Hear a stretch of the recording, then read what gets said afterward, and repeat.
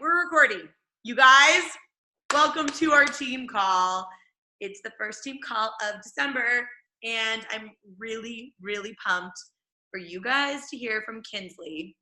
I've wanted Kinslee to do a call for a little bit here because if you don't know her, she's so fun to watch as a coach, and she's so excited, and she's obviously going to give you a little bit of her backstory. But her energy is so infectious, and she's one of those leaders that you look at and I'm like, this is exactly why I coach, because I want to help people like you that really, really care about helping people, but also are like, I'm determined to make this process fun while still acting like a CEO, which I think those two things combined are like a force to be reckoned with, which is why Kinslee has seen a lot of success in her business already, having not even been here for that long.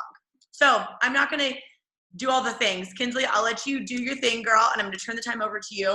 But I'm so excited. I hope you guys have pen and paper ready because this girl always brings heat. So let's do it, girl. Can you hear me? Good. Hi. Hey, everyone. I can't wait to talk to you guys tonight. Just a quick disclaimer. I'm wearing a hat because I haven't washed my hair in like 3 days, and I realized that it's getting like all greasy and not fun. And I always run cold, so that's why I look like I'm in a winter wonderland right now.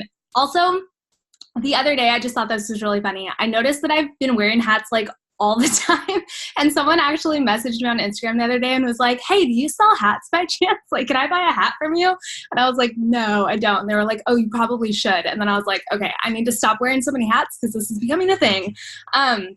Anyway, that was just like a random tangent. But before I dive in to this call, for those of you who maybe this is your first time on the call or you just haven't met me yet, my name is Kinslee.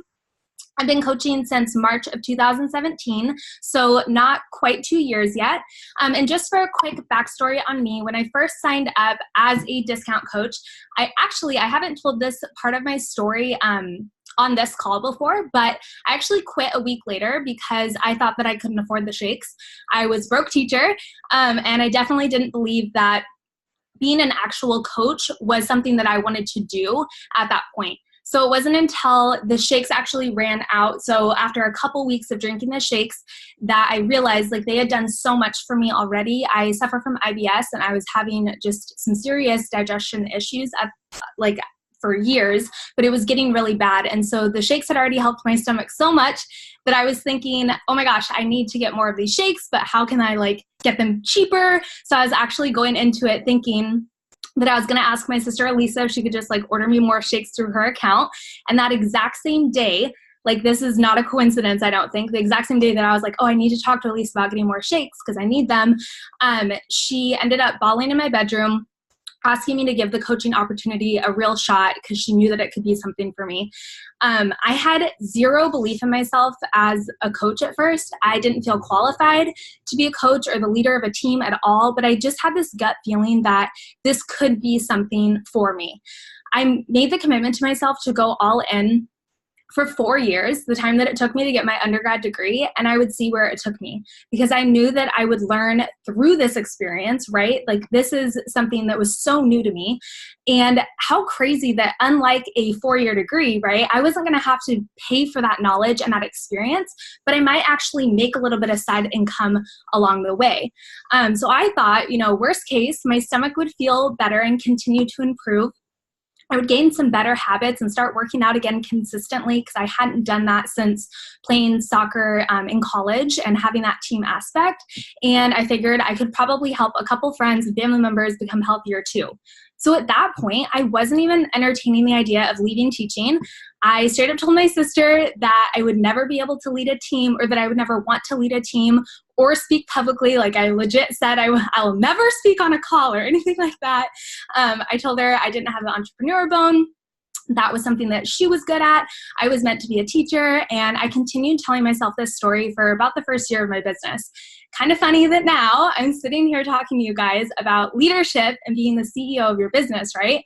Like the fact that I'm helping lead a team of over 500 people and doing this full time now actually blows my mind. And just to think that it hasn't even been 2 years, when going in, I was like, okay, I'll give it my all for 4 years. I'm like, I'm not even halfway to 4 years. Like, it's so exciting. So before you discount yourself as a leader, you need to understand that I didn't consider myself a leader at first either, and that's totally normal. But you also need to understand that every single one of you are a leader. You're a leader because you made the decision to start working towards becoming a healthier version of yourself. Sorry, I'm tripping over my words. And you're leading by example of what that looks like in your own life. So whether you think people are watching you or not, they are. Like, it could be your kids, your nieces, your friends, your significant other. Like, they're all noticing and they're all watching you. So by you sharing that journey and showing up on social media, like, those people are watching you too. And by showing up consistently, you're leading and motivating them to make positive changes in their lives. Again, whether you realize it or not, you are making a difference, and you are already a leader. Even if you don't have a lot of time and you don't see yourself as a leader or even a real coach, like maybe this is your first call and you're like, I'm just like a discount coach and I saw this Zoom link, so I like hopped on or whatever. And you're not doing this full time. So maybe you're like, well, this is just a side thing for me, or this is just a hobby. Maybe you haven't had anyone sign up with you yet, so you don't feel like you're a real coach. I'm here to tell you that that's BS and you are a leader, whether you want to be or not. And if you're paying the $17 a month to be a coach, whether you're a discount coach or not, then you're the CEO of your business. You don't need to have all the answers. I sure as heck didn't, and I definitely still don't. I'm constantly learning and improving. You don't need to have the entrepreneur bone. I don't even know what that means, or a business background. I didn't. I was a teacher. You don't need to have a social media following. I think I started with like 500 followers, and they were all like friends from high school and college. You don't need to have all the time in the world. I literally started with an hour a day when I was teaching full-time, because I was also tutoring and coaching soccer. You just have to be willing to show up and figure it out as you go. You don't even need to run your own groups at first if you don't want to. Like, we have all of these, like with the Transform 20 launch, like we are running team-wide launch groups. So like that is such a perfect opportunity for you to just plug in friends and family members and other people who are excited and who see you getting ready to do it too. And then even down the road, you can always partner with coaches and things like that. This business really is simple when you think about it. We build it up to be so hard in our heads sometimes. And I find myself doing that all the time too, where I'll be like, oh my gosh, I have so much to do, or like just random things. And it's like, we're building it up. Like, really, if you think about it, like my full-time job now is talking to people online and like helping them become healthier and more fulfilled, and like mentoring them and building a business that they love. Like, that doesn't even sound like a real thing. So when we build it up to be hard, my ball is like bouncing all over the place. That's just a story that we're telling ourselves in our head. Okay, if you don't have a pen and paper out yet, now is the time. I'm going to break down some examples of what I think it looks like to be the CEO of your business. So number one, it looks like having a CEO mindset. So this means treating your business like a business. Even if it's a part-time thing for you, this doesn't mean that it needs to be all like dry and boring and like check, check, check. I literally have so much fun working this business, like having dance parties if you watch me on Instagram, and just blasting music and like chugging Energize all day long. I'm like slightly addicted, but make sure that you have the business mentality in the sense that you're being intentional about what you're doing. So a lot of this CEO mindset is about being intentional with your time. When are you working your business? Do you have a schedule? When are you, and when you're working your business, are you really working your business? Because I know at first I would be like, okay, I'm going to work my business. And then I'd like go scroll on Facebook and like some coaches' posts and, read someone else's post. And then I'd be like, gosh, it's been 30 minutes, I guess, that I worked my business. Like, you have to actually be doing, business building activities for your business time. And when are you not working? Is your phone put away? Is it in another room in your purse? Because it should be. Having unplugged time is extra important as the CEO of your business if you want to be here in the long run. You don't need to be plugged in all the time. And if you think that you do in order to be a big time coach or to be the CEO or like to build this into a full-time thing, like, You don't. In fact, I think it's completely the opposite. The days that I am glued to my phone are the days that I feel burnt out and that I feel like this is hard and everything like that. The days where I'm intentional and I put my phone away and I go do something that's fun, when I go play with my niece or, go to coffee with a friend, go on a walk, like that is when I'm actually more, what's the word I'm looking for? Like efficient in my business, right? So you need to and then also like telling people and showing people in your life that this is important to you by setting boundaries and sticking to them. So again, like when you're on, actually be on and be doing your business. And when you're off, you need to be off. And again, like people are going to respect you for this. Eventually they will probably like want to join or like know what this is about, because they're going to see you being successful and they're going to realize that you don't have to be on your phone all the time. And they're going to feel like they actually matter if you don't have your phone out all the time. Another way to master this CEO mindset is to think about what you want this business to become for you in the future. This has worked for me. And I think just for like having that long-term vision. So maybe like your long-term goals are to build this into like a side income that can really help your family. So maybe like $20,000 a year to help with those bills, or maybe you want to retire yourself and you want to eventually do this full time. Maybe you want to make 6 or 7 figures in this business. Whatever your goals and dreams are, which keep in mind, your goals and dreams are yours. They should be completely different from the person sitting next to you. But whatever they are, pretend that you're already there, that you're already at your goal, and work backwards. What do you think you would do if you were already at that rank that you want to get to, or if you were already making that amount of money? Think of Keisha, for example. She just made $1 million in this business. Do you think that just happened one day? Like, do you think she just woke up and was like, oh, like now I made $1 million? Like, do you think that she didn't check into her groups every day or, like follow up and mentor her coaches? Like, no, of course not.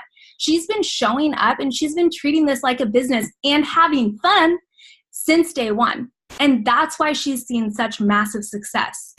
Do you think that the number one coach in the network is just posting on social media when they feel like it, or just doing their workout like, a couple times a week, just a random thing? No, she's committed to a program. She's, supporting her coaches with their goals. Do you think she's taking advantage of this launch? Like, of course she is. Like think of who you want to be in the business or where you want to take this, and then do what you would do if you were already there. So for me, like ever since I decided I wanted to turn this into a full-time thing, or even just like a business in general, I made sure to treat it like a business. So I pictured myself like from the beginning not from the beginning, I guess like a year in, when I was like, okay, Elisa, I think I want to go big with this and like turn it into a full-time thing and quit teaching. Like I started imagining myself walking out from school and being able to do this full-time. And I pictured like what that would look like and what that would feel like. And then I took the action that I needed to before I was actually there. So I did the work, I put in the work that I would be doing when I was there. I'm like saying the exact same thing over and over again. But so right now where I'm sitting in my business, I'm not like making 6 figures yet, but that is something that I want. So I'm constantly telling myself and even friends that I'm in the process of building a 6-figure business, even though I'm not there yet, but I'm in the process of it. And I think that that's setting the vision for me. And I'm now treating my business as if it's already a 6-figure business so that I know I'll get there in the future. Hopefully that made sense. I feel like I'm kind of rambling. But number 2, being the CEO looks like leading by example. So be a positive role model and practice what we preach. Again, this goes for your health and fitness and for your business. Just like if a dad tells his son that he shouldn't smoke cigarettes and then he smokes a pack a day, his son is going to more than likely start smoking. Right? If a mom tells her daughter to love herself and then is constantly tearing herself apart, talking badly about her body, her daughter is going to learn to do the same. If you have a friend jump in your groups and you tell them to check in every day and to do their workouts, and then you don't do your workout and you don't check into the group, they're probably not going to either. If you tell your friend and family members that you're committed to this journey and that you're committed to making healthier choices, but then you still order a donut every day, like when you're getting coffee, don't expect them to jump on board with that either, or take it seriously. If you want your coaches to hop on these calls with you, like you are, you have to show up live. Otherwise, like, why would they, right?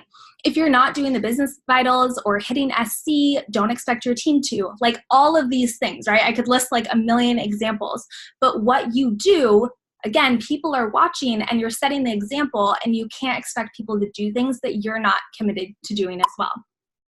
So just be aware of the things that you're doing, and remember that that people are watching and that you have to be a positive example. Number 3, being the CEO looks like adding value to those around you. So you might think that you don't have anything of value to share, maybe. You might think that your life is too boring, or that you don't have like an interesting story to tell. I used to be in the same boat. When I first started, I was sitting there comparing myself to my sister Lisa, who at the time was a widowed mom of 1. She had this crazy, tragic, incredible story that I'm sure a lot of you know. And I felt that my story just didn't really measure up. The first lesson there is to never compare your story to someone else's. None of our stories are the same. They're not meant to be. There's people on our team who joined because they're also a widow and they relate so much to my sister's story. There's people on this team who are teachers and who have IBS, and they wouldn't relate to my sister, but they related to me. There's women on this team who might not relate to me or Elisa, but maybe they relate to Keisha's story of working in the corporate world and feeling unfulfilled in her career.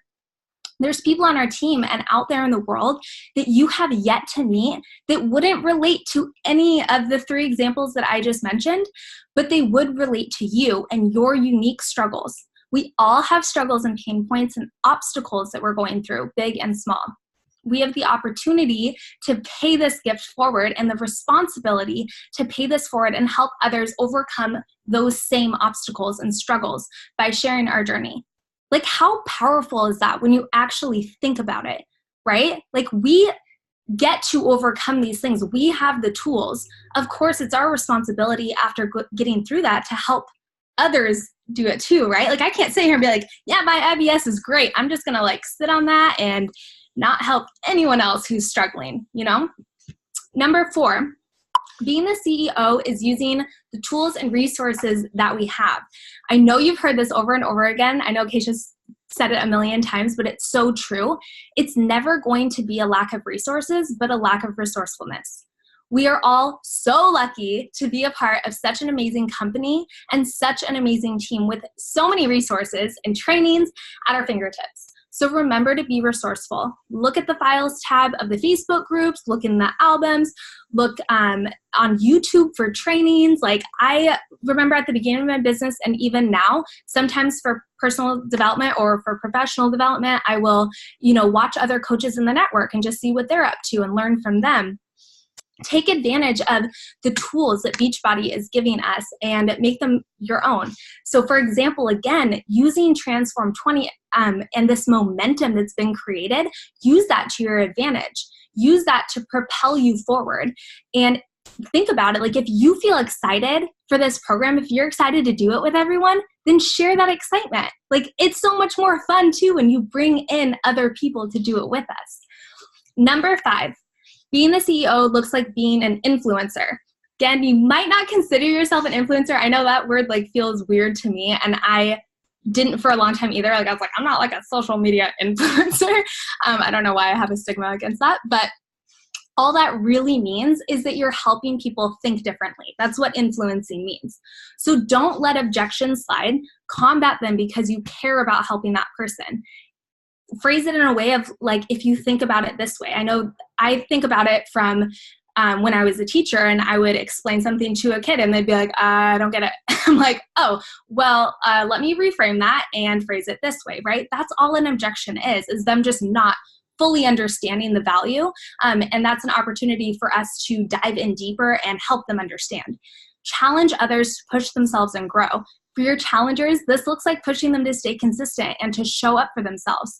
For your team, this looks like challenging them to aim big and work hard for their goals. Empowering others to do more, that is what influencing is, right? And number 6, I wonder how many of these I have. I didn't even count. Being the CEO looks like feeling the fear and doing it anyway. In this journey and in this business, you will be scared. That's just going to happen.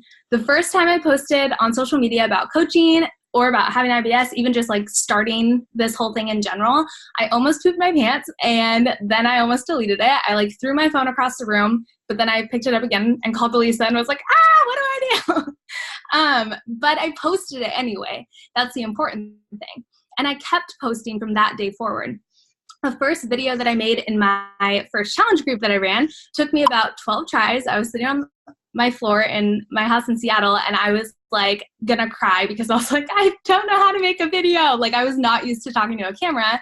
I was so nervous and scared, but I ended up just having a dance party beforehand because I had heard that helped. And then I made the video anyway.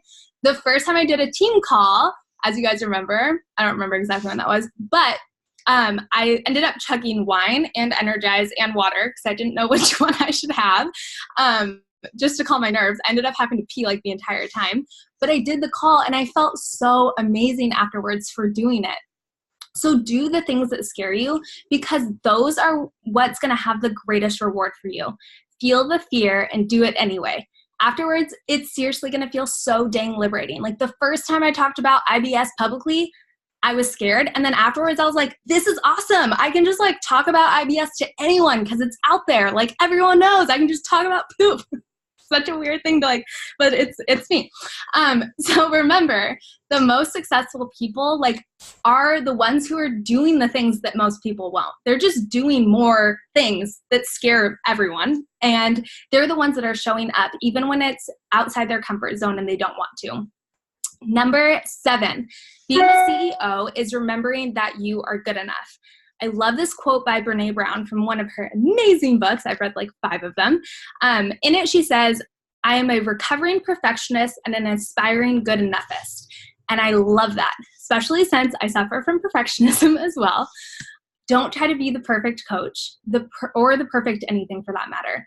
No one is perfect. No one relates to the perfect coach who never eats pizza or has dessert anymore. So show that like when you are having treats, right? No one relates to the person who never messes up or has the perfect backgrounds always. We're all messy. We all make mistakes. Be relatable and share when you mess up because it will help you connect with people. I learned this lesson when I was teaching. My first couple years, I tried to be perfect. I had all the pretty Pinterest bulletin boards, all the cute themed assignments and parent letters, all the fun decorations. I tried to do all the things and I was working like 7 a.m. to 7 p.m. trying to just get everything done, which teachers know that's just impossible. And in this business, it's also impossible to get everything done.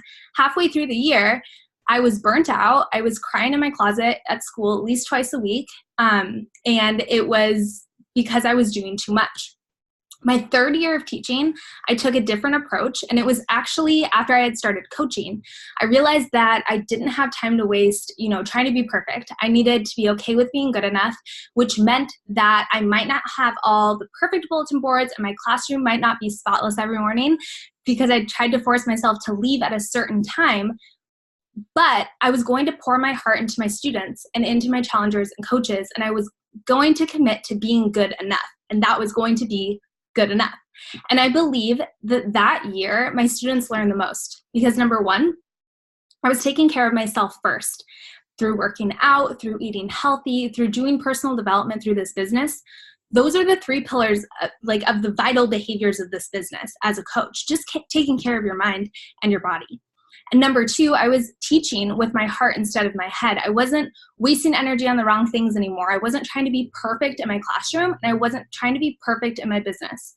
Also, just like you wouldn't expect a bunch of little kindergartners to be perfect, like don't expect your challengers or coaches to be perfect too. Like we're all human.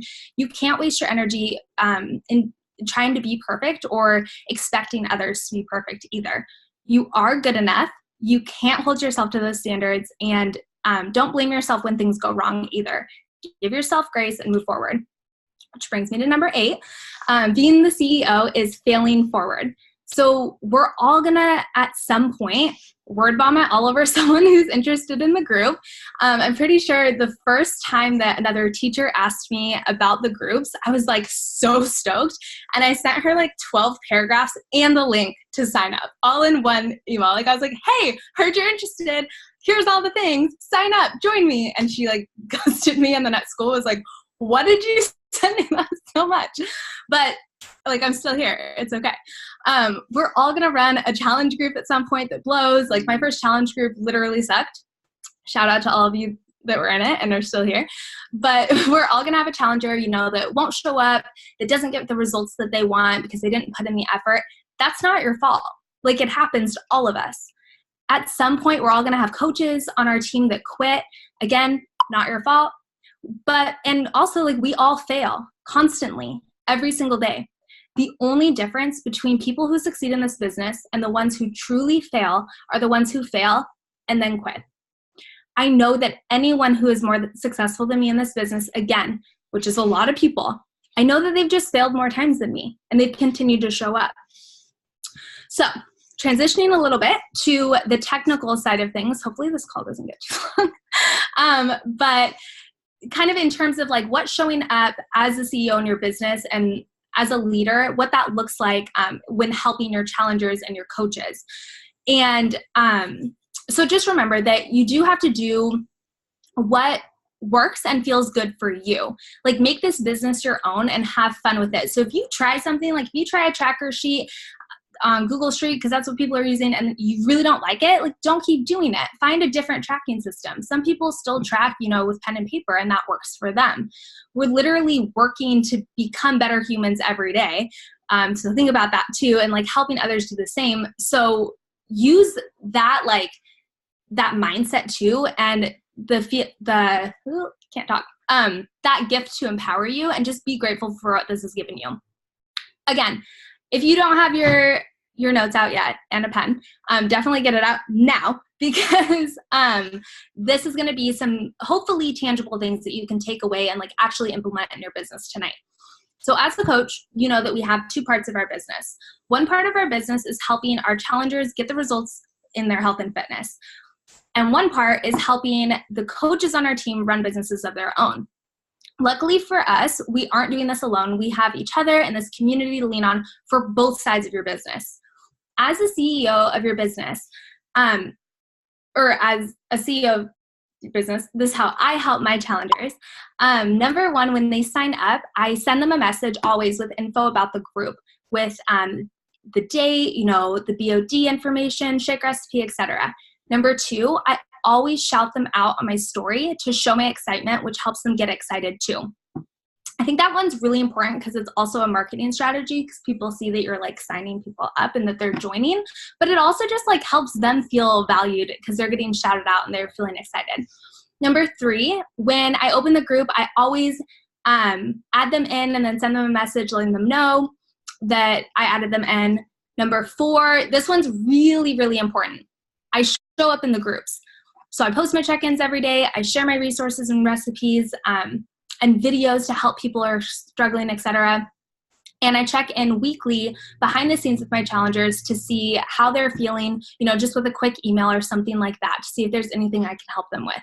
So all of these things to help my challengers, like those are non-negotiables in my opinion. I'm not about to set someone up to join our groups and then not show up for them. That might sound kind of harsh, but like it's your responsibility as a coach and as a CEO of your business to be there for the people like you promised them you would be. It's that simple. Just show up and add value and help them out. And then how I help my coaches for my onboarding process, I don't want to get into this a whole lot, but whenever I onboard a new coach, I'm always going to add them to the team page, introduce them, and send them a welcome email. After a couple weeks, another thing for my onboarding process, after a couple weeks, I'm going to look through the group, and those who are checking in consistently or commenting on other people's, check-ins, I'm going to reach out to them if they're slaying it and tell them they're slaying it and see if they maybe want to be a coach and actively pursue this. A lot of people haven't given coaching a serious thought yet, so they won't believe in themselves at first, and they won't even consider coaching until you bring it up to them. I know for me, I didn't think that I could do it until my sister spoke that belief into me. So we need to be the coaches who are speaking the belief into others when they don't believe in themselves. Chances are most of us on this call right now didn't reach out to our coaches first and think we could do this. We didn't just say like, hey, I really want to coach. Like, I mean, some of us maybe did, but like a lot of times it takes some belief from us. And once, if they're interested, then I'm going to, you know, get them plugged in with the training videos, help them get to Emerald as quickly as possible, because I want my coaches to get that first win and be able to open up the doors to their business. Once they go Emerald, I'll jump on a call with them one-on-one, and we'll chat about next steps of going Diamond and their goals for their business, what they're excited about, everything like that. I know some of that might not apply to you and where your business is at right now, but that's okay. Just start where you are. And I just wanted to give kind of like some tangible tips of like how I support my challengers and how I support my coaches. So I hope that was helpful. But what it really all boils down to is just showing up and being an example first. Show up in your challenge group. In our team page, add value to the people in there, show up on the team calls like you are right now. Thank you for being here. Invite your coaches to join us on these calls so that they can experience the community. Like this is such a big piece of it. And like going to Summit, like that's such a fun community-based event as well. And show up on your social media, right? Tell your story by sharing your truth. Talk about your life before and after Beachbody. Share your struggles and share your wins and be real and relatable. No one wants someone who seems perfect. Talk about why you love coaching and what it's done for you so far. And more of your challengers will probably be interested in coaching if you're talking about the coaching side of things more. Because what you talk about, you attract. Try things and fail. I'm telling you to fail. I'm giving you permission. And then just tweak them. Try them again. Fail some more. And keep tweaking them. And bottom line, just keep moving forward. All right, that's all I have for you. Hopefully, you'll be able to walk away with this with some action items on how to be CEO of your biz. You are fire! Would you mind if I asked a couple questions? No, definitely. Okay. What if you were like, no, I don't want any questions? Fine, just like signed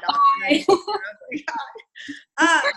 Okay, so a couple of questions. One, can you give us like a little bit of context about how you actually invite?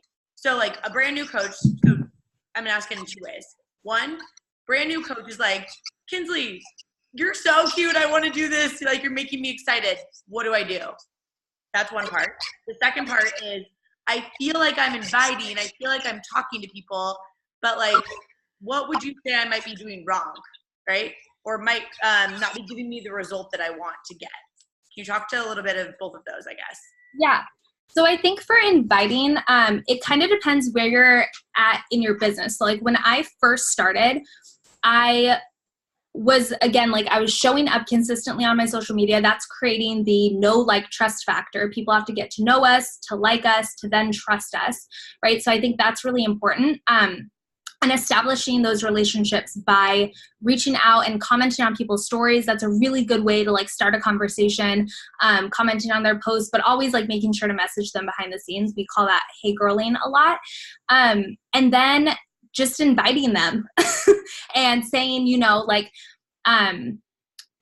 something super simple. Like my invite used to be a lot longer. Like now I'm just saying something super simple of like, you're adorable. Like, I think you'd really vibe with the girls in our group, or in our fit tribes. Does that sound like something you'd be into? So all they're really getting is fit tribe. And then they're going to ask like, well, what is a fit tribe? Like, what are you talking about? And then I can kind of start that conversation with them there. But I think that for sure, the number one thing is like making sure that you feel like the people you're talking to know you. So like right now, there are times where I will just reach out to someone if I've seen they've been watching my stories, because I'm like, okay, I'm weird on my stories and like I talk on them a lot and I show a lot. So I'm assuming that, you know, they know me and maybe like me, maybe trust me, I don't know. But I established that relationship too of just like starting the conversation, but knowing that they've been watching my story, if that makes sense. And then, sorry, what was your other question? No, that's great advice. And I think it's often when we, you know, talk about on new coach calls is the no, like, trust thing. And I think by just showing up consistently to echo what you said, it's like that is building trust. And then whenever they're ready, you're still showing up consistently and having your dance parties with unicorn crack and your whatever all over the place. So people get to know you that way. I love that. And then if you had a coach, this is just like to ask for a coach that maybe feels this way, or a student just recording that feels this way, that comes to you and is like, Kinslee, I feel like what I'm doing what you're telling me, but something's not working. Like, how would you look at what that coach is doing? And is there anything that you have that you do to like kind of check where they're at, right? That could maybe help a new coach? Yeah. I think that number one, like, I feel like consistency and time are huge. So like remembering that if you feel like you're not being successful at first or like in any part of your business, it's probably just because you haven't been consistent for long enough. So like remember that you have to give it time. But then also I think it's important to always be checking yourself and your business. And number one, making sure that it's fun for you and that it's you. Like the times that I feel like my business isn't going the way I want it to go is when I'm not having fun with it, or when I'm trying to copy what someone else is doing and it doesn't feel authentic to me. So I think that making sure that it's you and that it's authentic is really important. And you're going to feel more fulfilled and more successful anyway if like you're doing it in your own way. And oh no, I had another part and then I just forgot. No, that's really good advice of just like checking yourself and saying like, hey, is this actually me being me? And am I showing up? Because like you said, first they have to know you before they can determine if they vibe with you or not. And then they trust you based off of however much time you're showing up. But that like part, if you're not being you and then they sign up with you, like that's awkward for everyone because you're not going to have any fun in the process. And I think that's something that I really think you do a great job at. And for those people that are wondering, like, how is Kinslee so consistent? How does she put this high of numbers on the board over time? My thing that I always say is, well, she's just doing it. Like, she's actually doing the work and she's having fun in the process. Would you say that I didn't mean to like get interview. I feel like I'm podcast interviewing you. I'm wearing this other hat that's like not the right hat for here. But one more question on that. Do you feel like there's anything that you're doing that coaches are missing besides what you just said? That it's like, how are you able to put high numbers on the board? Anything like that you think some people might be missing? So I feel like it should be noted that I wasn't always putting high numbers on the board, for sure. Like when I first started and when I was teaching full-time, like I was hitting SC6 every month, SC10 most months. But I also think like that should be noted. It's not like I came in and month one I was, hitting SC30 or whatever. But I think that, again, just kind of like what I said before, like tweaking things as you're going. Like I feel like I've gotten a lot better at thinking like, oh, I should try that, and just trying it, like not being scared of like what that looks like, or just being like, oh, that's a good idea, or Instagram came out with this new tool, I should try to use that, and just kind of like improving as I go type thing. And I feel like some coaches maybe get stuck, and I'm not going to lie and say that I never get stuck, but I feel like I've gotten very good at getting out of that, where I'm like, oh, I feel like I could do that, or like do this. And then I'm like, just do it. Like, don't even think about it. Just do it. And I feel like that is what holds a lot of people back, is they think, well, like she can do that, but I can't do that. Or she has time, but I don't have time. And it's like, just getting real with yourself and remembering that like we all have the exact same amount of time in the day, and it's really what you prioritize. And like when I first started getting real with my business too, it's like I quit watching TV. And for that, half hour a day that I was watching a show at the end of the night, like I used that to actively build my business. And again, like I feel like that time, I don't know, like just making it a priority and like doing it. Yeah, totally. No, great answer. So helpful. I think you are the epitome of someone who just figured this out. And like you said, yeah, maybe you didn't hit high Success Club numbers, but it started with each of those months that you did hit Success Club, whether it was 6 or 10 or whatever it is, where you built that confidence, and then you wiped the slate clean, and then you did it again the next month. So if you're a coach who's new listening to this, like Kinslee said, go Emerald, hit Success Club, then wipe the slate clean, and then you're going to do it again. And it might look different 6 months, 1 year, 2 years, 5 years down the road. But having that willingness and developing that confidence that she's built, that doesn't come from just arriving at it. It comes from what you've done consistently. So thank you for how you show up. I think you're a great example of a coach who's just crushing it, but not because of your numbers, but just because of your excitement and your heart in this business. So you're amazing. Thank you. I will get the recording posted in the team page. And Kinslee, thank you so much. Of course. Thank you. Have a good night, everyone. Thank you guys for being on live.